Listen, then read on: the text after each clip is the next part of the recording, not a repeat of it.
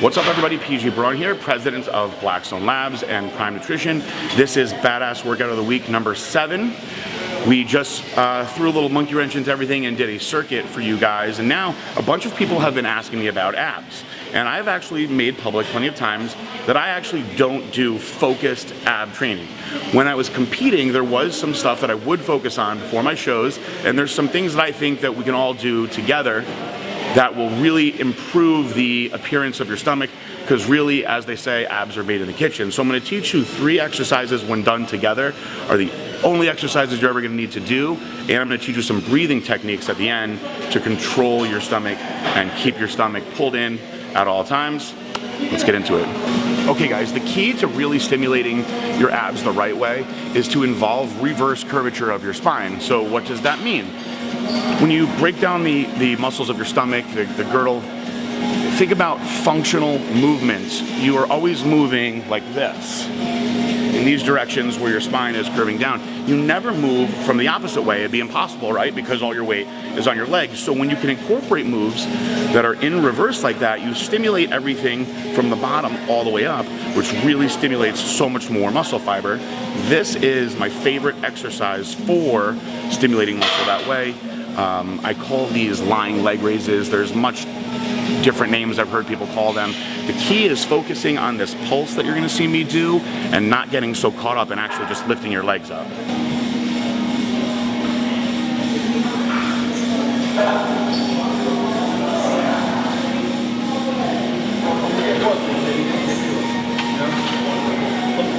So as you guys see, I'm coming up and I'm actually using the muscles of my abs to lift my legs straight up, no momentum.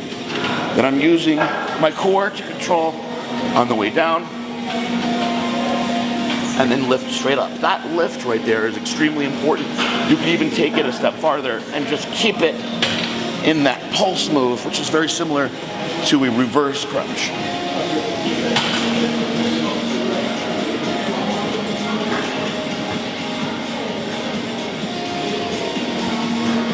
Exercise number 2, this is the only exercise I will ever use weight on for my ab training. And you actually have to use weight because you're going to be fighting to pull yourself down, and if there is no weight, you'll just crash down to the floor.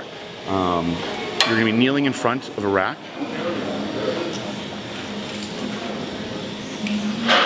Holding the weight by the side of your head.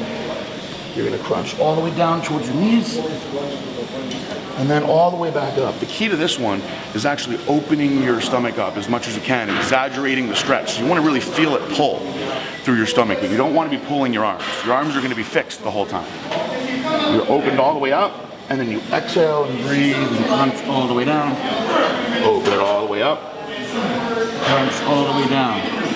All the way up.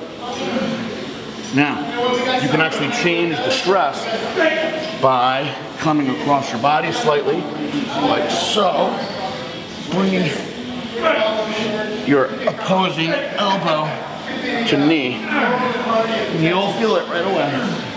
And then you can go back to doing it straight.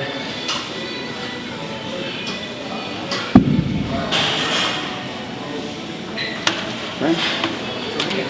The final exercise is done on the Swiss ball. Now, you can change the size of the ball that you use. The larger the ball, the easier it's going to be. Sometimes I'll do these with a very, very small ball, and you really have to focus on balance. The key to this is the balance. So when you get on here, if you're going to take a big wide stance, it's totally defeating the purpose of it. It's too easy to balance like that. You want to be using your core to balance. You're actually going to put your feet together, okay? And then you're going to roll all the way down. So you want this ball down in your lower back. And what you're going to do, this one is really a breathing technique. You're going to focus on opening yourself up as much as you can. Really, really exaggerating that stretch. You feel the stretch through your stomach, okay? Then from here, you're going to exhale and crunch down very hard. It's a really short range of motion because you're coming from this full stretch down. So you're actually more than perpendicular to the floor because you're using the ball to exaggerate that. You would never be able to do this with a normal crunch. Now, I see a lot of people make the mistake of just using their hips to pull themselves up. I could do this 10,000 times. So when people say, oh, it's easy to do crunches on the ball, you're not doing it right.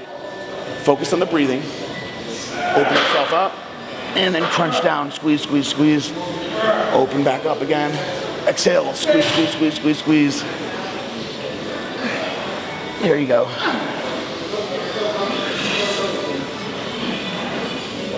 Again, you're keeping your feet close together so it's harder to balance.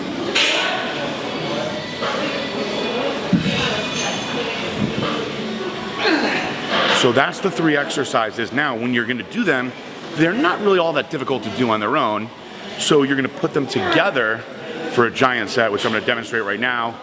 And after a few revolutions of that, you'll see it's quite challenging, but your stomach will feel super tight.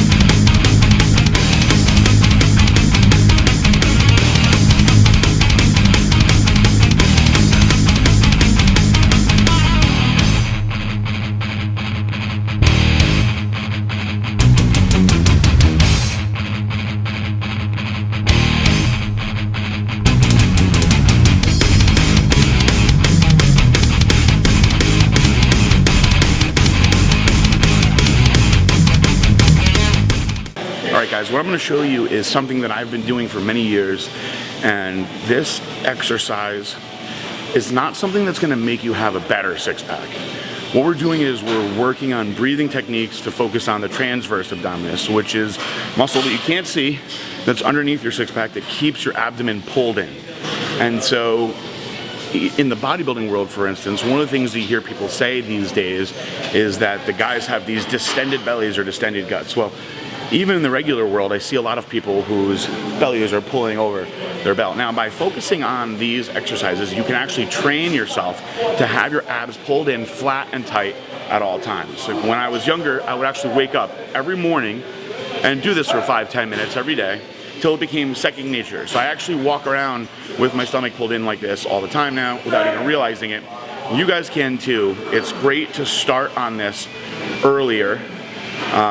As in earlier in the day when you don't have food in your stomach, because it's easier to control those muscles like that. So the first thing we're gonna do, I'm gonna take you through the beginner to advanced way to do a stomach vacuum, is you're gonna get down on the floor, you get yourself down on your hands and knees, okay? This is the starting point of this exercise. Now what you're gonna do is blow all the air out of your body completely. When the air is completely blown out of your body, you're going to aggressively pull your stomach in as hard as you can. Really arch your back up like this. Imagine that you're trying to pull your belly button all the way back to your spine, okay? So we're blowing all the air out first.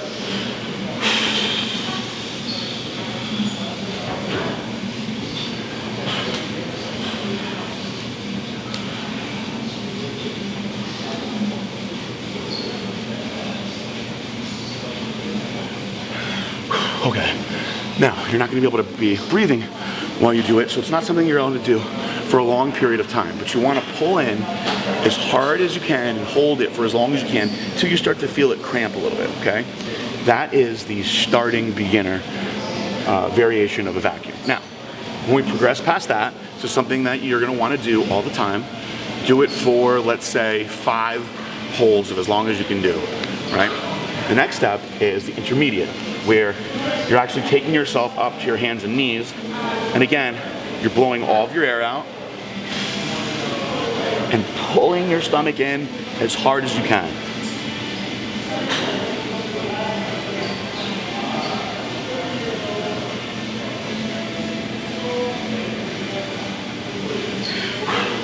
Again, it's not something that you're gonna be able to hold for a long period of time. Now, the most advanced way is something that you never see any bodybuilders do anymore.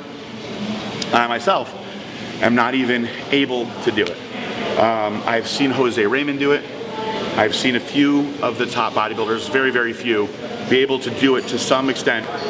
There's a gentleman by the name of Jason Huh, who's got a humongous following on social media that is very, very good with how he controls his stomach and his vacuums. And this is also one of the reasons why I don't feel that abs should be directly focused on when training, because you get to a point where if you build the muscle enough, just like any other body part, it begins to look too big. So this is why I feel that direct ab training is not the greatest thing for you. You get tons of stimulation when you do compound exercises, and if you do any functional exercises, when you do them the proper way, your core gets worked like crazy. It's really a great idea to focus on the transverse abdominis and control of that region. So the most advanced version, the air is completely exhaled, and you'll see gentlemen like Frank Zane, for instance, have the famous pictures pulling their stomach in. So you're actually pulling this in and up, this whole girdle in, okay? So get to the point where, you know, I definitely don't have the best abs in the world, but my stomach stays pulled in flat at all times. I don't have to worry about it slouching out or pulling over my belt. It stays in this position, and this is all from these breathing techniques, and this is why I can't stress the importance of it. So there you have it. That's your badass ab workout that I think that everybody can do in a very quick amount of time. We have one more workout coming. I have no clue what it's going to be yet. Got to finish with a bang. I really enjoyed doing this, and thank you so much to Muscle and Fitness for giving me the opportunity to teach you guys. I'm PG Braun. Peace out, bye.